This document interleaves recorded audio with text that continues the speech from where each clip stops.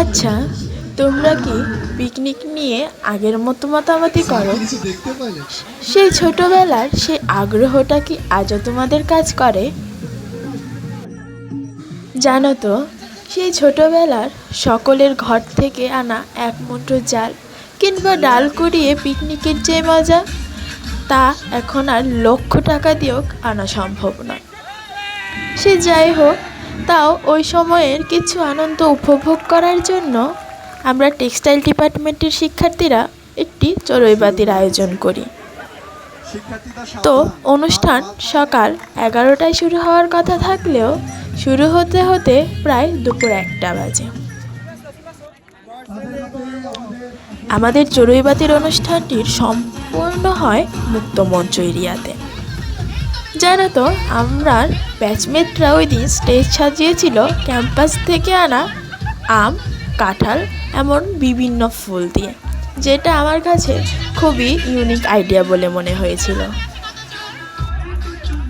তো সে যাই হোক, অনুষ্ঠানের সব কিছু আমরা নিজে হাতে করলেও ওই দিনের রান্নাটা কিন্তু বাহির থেকে আনা হয়েছিল।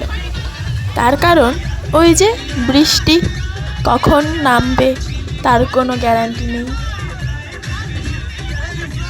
যদিও অনুষ্ঠান চলাকালীন হালকা ঝিরিঝিরি বৃষ্টি তো ছিলই। তা যাই হোক, আমাদের অনুষ্ঠানে কি ছিল না ওই দিন? খেলাধুলা, নাচ গান, খাওয়া দাওয়া সহ লাখো ছবি তোলা সহ আরও কত কিছু।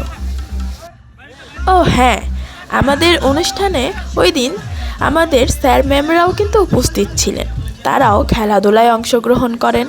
তাদের জন্য ছিল হাড়ি ভাঙা খেলা, আর আমাদের ছেলে ব্যাচমেটদের ছিল মোরগ লড়াই, বেলুন ফাটানো সহ আরও অনেক কিছু।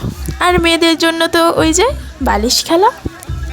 তোমাদের অঞ্চলে এই বালিশ খেলাকে কে কী নামে চেনো অবশ্যই জানিও। যদিও আমি কিন্তু আমাদের খেলায় 2nd স্থান অধিকার করেছি। তাছাড়া ওই দিন র্যাফেল ড্রও ছিল, যার জন্য অনেক মজার উপহারও ছিল, যেমন বালতি সহ আরও অনেক কিছু। মাঝে মাঝে এমন দিন আসলে আমাদের জীবনে কিন্তু মন্দ হয় না, কি বলো তোমরা? আর আজকের ভিডিও এখানেই শেষ করছি।